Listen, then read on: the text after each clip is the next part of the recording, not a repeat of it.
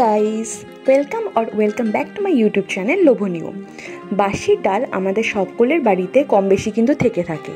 আর এই বাসির ডাল একদিন ডাল খাওয়ার পরের দিন সেই ডাল খেতে আর মোটেও ভালো লাগে না।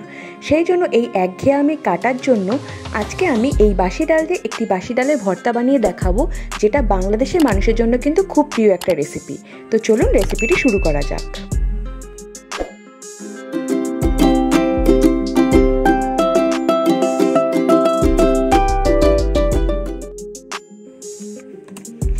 সবার প্রথমে গতকালের বাসি ডাল, যেটা মুসুর ডাল ছিল, সেই ডালটাকে ভালো করে শুকিয়ে নিয়েছি। ডালের মধ্যে যদি জল থেকে থাকে তাহলে ডালের জলটা আলাদা করে ফেলে রেখে নিচের যে ঘন অংশটা সেটাকে খুব ভালো করে শুকিয়ে নেবেন। এইটার আলাদা করে আমি আর ভিডিও নিয়ে দেখাইনি। ডাল শুকানোর পরে সেই ডালের মধ্যে একটু বেশি করে সরিষার তেল দিয়ে দিতে হবে। তোমরা সবাই জানো আমি ভর্তাতে একটু বেশি পরিমাণে সরষের তেল কিন্তু খুব পছন্দ করি, সেই সরিষার ঝাঁঝটির জন্য।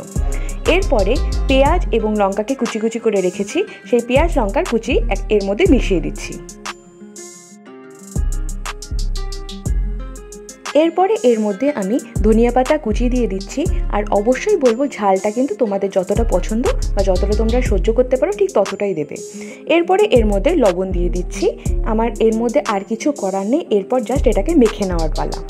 মাখার জন্য তোমরা হাতের ব্যবহার করতে পারো অথবা কোনো চামচের সাহায্যে এটাকে ভালো করে মেখে নিতে পারো।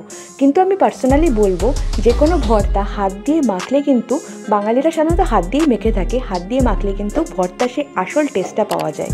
এর মধ্যে তোমরা চাইলে অবশ্যই শুকনো লঙ্কা আগের থেকে ভেজে সেই শুকনো লঙ্কা ভাজাও দিতে পারো। তো এই ছোট্ট রেসিপিটি তোমাদের কেমন লাগলো অবশ্যই জানিও।